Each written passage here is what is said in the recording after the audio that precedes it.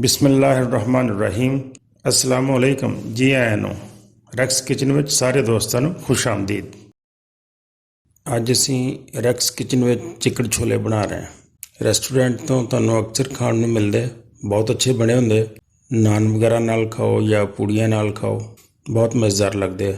ਅੱਜ ਮੈਂ ਤੁਹਾਨੂੰ ਚਿਕਨ ਛੋਲੇ ਬਣਾਉਣ ਦਾ ਤਰੀਕਾ ਦੱਸਾਂਗਾ ਕਿ ਘਰ 'ਚ ਅਸੀਂ ਕਿਸ ਤਰ੍ਹਾਂ ਚਿਕਨ ਛੋਲੇ ਆਸਾਨੀ ਨਾਲ ਬਣਾ ਸਕਦੇ ਹਾਂ। ਅਤੇ ਆਓ ਫਿਰ ਚਿਕਨ ਛੋਲੇ ਬਣਾਉਣੇ ਸ਼ੁਰੂ ਕਰੀਏ। ਸਭ ਤੋਂ ਪਹਿਲੇ ਪ੍ਰੈਸ਼ਰ ਕੁੱਕਰ 'ਚ ਮੈਂ ਚਨੇ ਪਾਵਾਂਗਾ।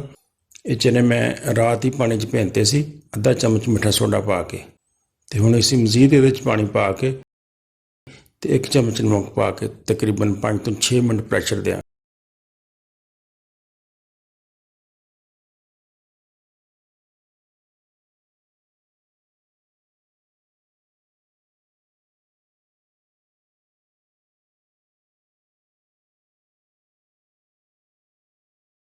ਅਤੇ ਤਕਰੀਬਨ 6 ਮਿੰਟ ਹੋ ਗਏ। ਕੁੱਕਰ ਖੋਲ੍ਹ ਕੇ ਅਸੀਂ ਚੈੱਕ ਕਰਦੇ ਹਾਂ।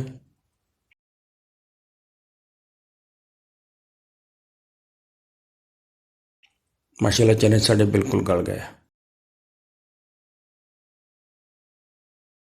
ਹੁਣ ਅਸੀਂ ਚਨਿਆਂ ਦਾ ਮਸਾਲਾ ਤਿਆਰ ਕਰ ਲੈਂਦੇ ਹਾਂ। ਕੜਾਹੀ 'ਚ ਤੇਲ ਪਾ ਕੇ ਗਰਮ ਕਰ ਲਓ।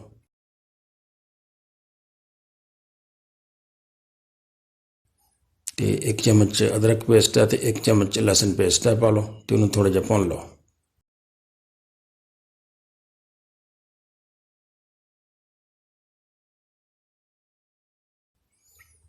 ਅਤੇ ਹੁਣ ਅਸੀਂ ਪਿਆਜ਼ ਦਾ ਬਣਾਇਆ ਹੋਇਆ ਪੇਸਟ ਸ਼ਾਮਿਲ ਕਰਦੇ ਹਾਂ ਅਤੇ ਪਿਆਜ਼ ਨੂੰ ਥੋੜ੍ਹਾ ਜਿਹਾ ਗੋਲਡਨ ਕਰ ਲੈਂਦੇ ਹਾਂ।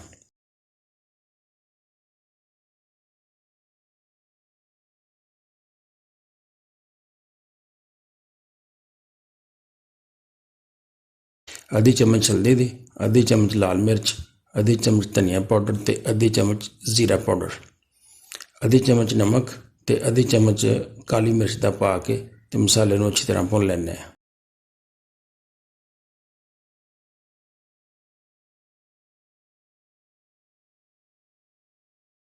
ਹੁਣ ਤੁਸੀਂ 1 ਚਮਚ ਇਹਦੇ ਹਰੀ ਮਿਰਚ ਦਾ ਪੇਸਟ ਪਾ ਲਓ।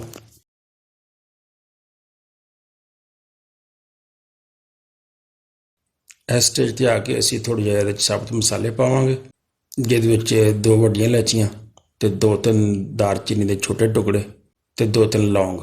ਇਹ ਚੀਜ਼ਾਂ ਪਾ ਕੇ ਅਤੇ ਮਸਾਲੇ ਨੂੰ ਥੋੜ੍ਹਾ ਜਿਹਾ ਹੋਰ ਪਕਾ ਲਓ।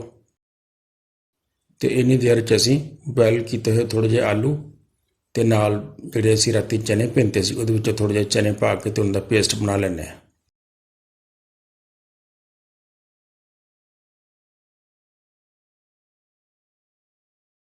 ਮਸਾਲਾ ਸਾਡਾ ਤਕਰੀਬਨ ਭੁੱਜ ਗਿਆ। ਥੋੜ੍ਹਾ ਜਿਹਾ ਪਾਣੀ ਪਾ ਲੈਂਦੇ ਤਾਂ ਕਿ ਮਸਾਲਾ ਸੜੇ ਨਾ।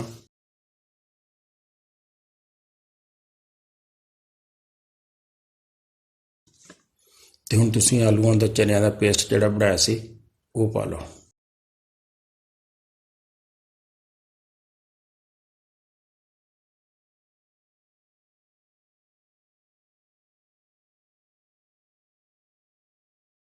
ਅਤੇ ਇਸ ਪੇਸਟ ਨੂੰ ਵੀ ਥੋੜ੍ਹਾ ਜਿਹਾ ਪਕਾ ਲਓ। ਮੇਰੇ ਚੈਨਲ ਨੂੰ ਤੁਸੀਂ YouTube ਤੋਂ ਇਲਾਵਾ ਫੇਸਬੁੱਕ 'ਤੇ ਵੀ ਦੇਖ ਸਕਦੇ ਹੋ। ਫੇਸਬੁੱਕ ਪੇਜ ਨੂੰ ਲਾਈਕ ਕਰ ਦਿਓ।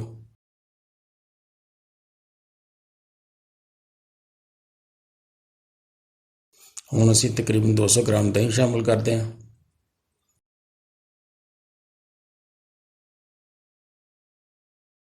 ਅਤੇ ਮਸਾਲਾ ਸਾਡਾ ਤਿਆਰ ਹੋ ਗਿਆ। ਅਸੀਂ ਇਹਦੇ 'ਚ ਹੁਣ ਬੋਇਲ ਕੀਤੇ ਹੋਏ ਚਨੇ ਸ਼ਾਮਿਲ ਕਰ ਦਿੰਦੇ ਹਾਂ ਅਤੇ ਉਹਨਾਂ ਨੂੰ ਅੱਛੀ ਤਰ੍ਹਾਂ ਹਿਲਾ ਦਿੰਦੇ ਹਾਂ।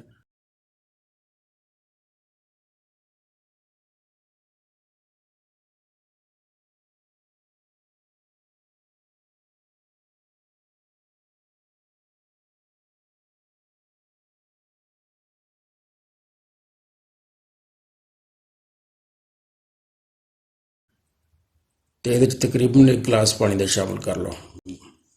ਅਗਰ ਤੁਸੀਂ ਥੋੜ੍ਹੇ ਜਿਹੇ ਪਤਲੇ ਰੱਖਣਾ ਚਾਹੁੰਦੇ ਹੋ ਤਾਂ ਪਾਣੀ ਤੁਸੀਂ ਥੋੜ੍ਹਾ ਜਿਹਾ ਜ਼ਿਆਦਾ ਵੀ ਪਾ ਸਕਦੇ ਹੋ। ਅਤੇ ਇਹਨੂੰ ਹਲਕੀ ਅੱਗ 'ਤੇ ਥੋੜ੍ਹੀ ਦੇਰ ਪਕਾ ਲਓ। ਚਨੇ ਸਾਡੇ ਤਕਰੀਬਨ ਤਿਆਰ ਹੋ ਗਏ। ਆਖਰ 'ਤੇ ਅਸੀਂ ਇਹਦੇ 'ਚ 1 ਚਮਚ ਗਰਮ ਮਸਾਲੇ ਦਾ ਪਾ ਲੈਂਦੇ ਹਾਂ ਅਤੇ ਨਾਲ ਥੋੜ੍ਹੀ ਜਿਹੀ ਹਰੀ ਮਿਰਚ ਬਰੀਕ ਕੱਟ ਕੇ ਪਾ ਲੈਂਦੇ ਹਾਂ।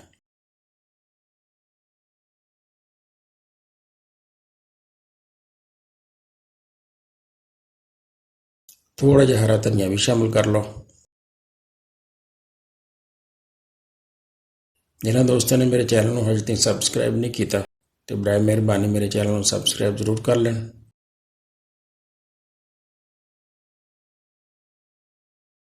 चिकन छोले साढ़े बहुत अच्छे तैयार हो गए, इंशाल्लाह बिल्कुल बाजार जैसे बने, तो ज़रूर ट्राई करना। मेरी वीडियो देखने का बहुत शुक्रिया। अस्सलाम वालेकुम।